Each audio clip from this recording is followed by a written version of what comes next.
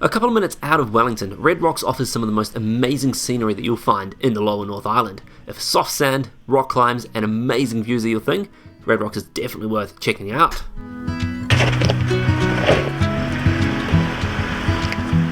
The best tips I can give you for successfully driving Red Rocks is low tyre pressures and a bit of momentum. Always looks well in the soft sand.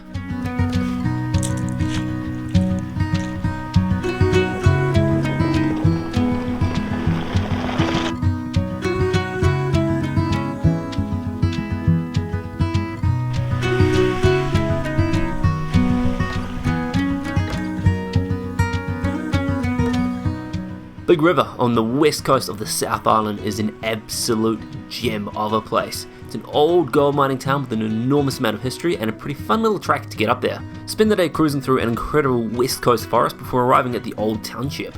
The track itself is not particularly hard, but it is very bumpy, and lowering your tyre pressure makes a massive difference, but do be prepared for a long, bouncy day. Be sure to have a read of the signs in the area too. They provide an enormous amount of information and it's pretty cool just seeing how life used to be up in the hills here.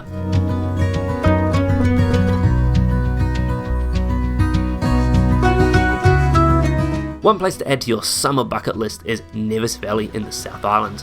Massive skies, amazing views and an incredible day out cruising through an old gold mining town. Nevis Valley is one of my favourite tracks in the whole of the country and I highly recommend having a cruise there if you get the opportunity.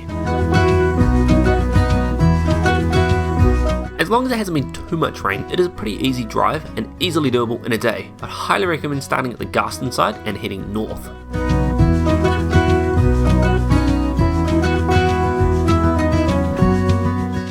More a general location than a specific track, the east coast of the lower North Island, aka the WAIRARAPA, is a place I go back to all of the time.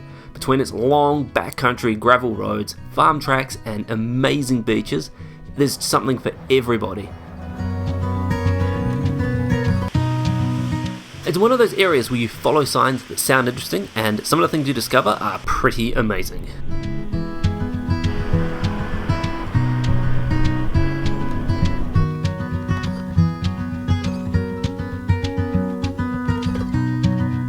Be ready for your next adventure with the latest Ryco 4x4 filtration products.